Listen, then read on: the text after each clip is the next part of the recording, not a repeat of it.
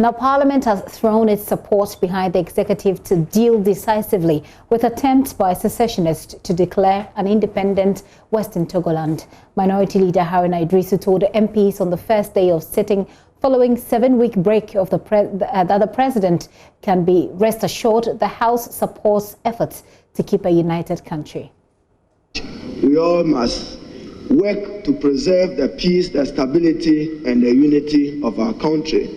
So whilst welcoming members, Mr. Speaker, there is an ugly threat to the stability, sovereignty, and territory of Ghana in the Volta region. The President, as Commander-in-Chief of the Ghana Armed Forces, be assured that he has the full support of the House to deal decisively, ruthlessly with the threat to the sovereignty and integrity of our country. We cannot afford a disunited Ghana. I'm sure he is campaigning to lead a united country, just as Excellency John Dramani Mahama is campaigning to lead a united country. He should endeavor to uphold the provisions of the Constitution, particularly Article 4, which guarantees the sovereignty of a united Ghana Republic. We will support the President fully as Commander-in-Chief and President of Ghana to contain the imminent threat to the peace, stability of Ghana, and in particular the people of the Volta region.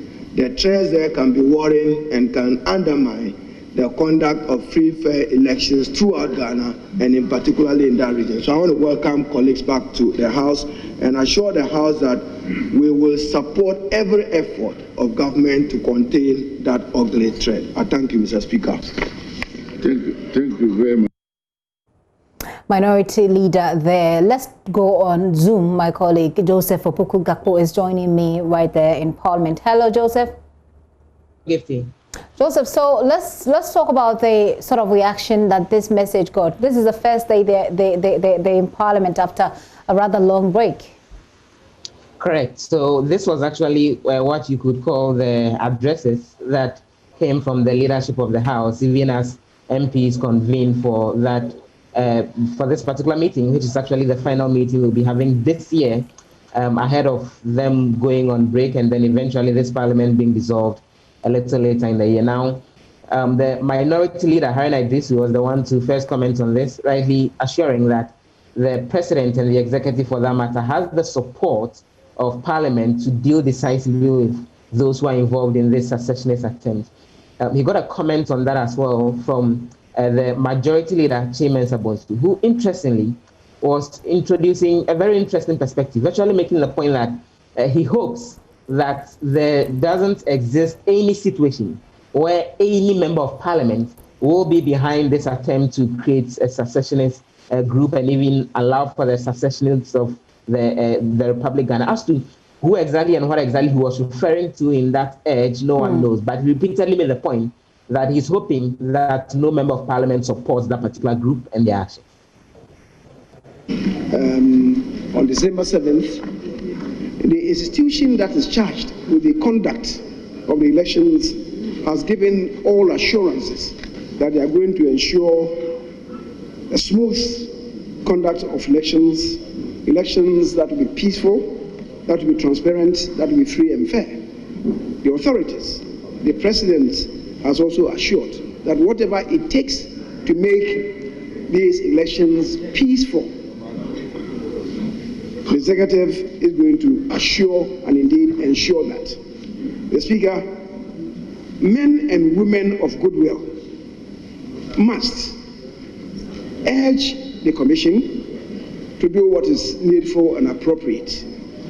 But it will be most unpatriotic to resort to scaremongering, as some people are trying to do, as if this is the first elections that this country is going to have.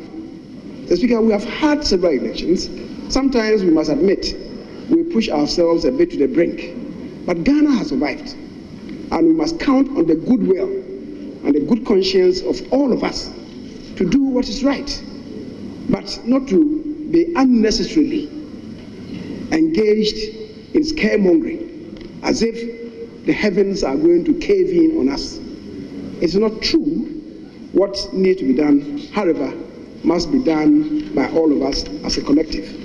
The Speaker, the Minority Leader, has spoken to the unfortunate incidents happening in the Volta region. I don't want to believe that any of us here will buy into that agenda. This country has had a referendum in 1992 and resolved as a nation that we will live together in unity, and we resolved to also protect the stability of this country. The clarion call should go to all of us.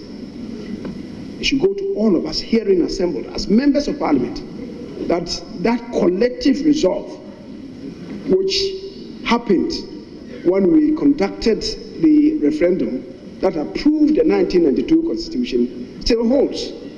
And we should not allow any individuals with ulterior motives to take this nation to the brink. We must live in unity, we must live in stability, we must live as a collective. Mr. Speaker, as a former head of state, General I.K. Echampon used to say, this is our country. We are one people with a common destiny, and we live in one nation. And this nation shall continue in perpetuity. Let nobody attempt to fragment this country. It's not going to happen, and it will not happen. And I believe I speak for all of us. Mr. Speaker, I thank you for the space granted me.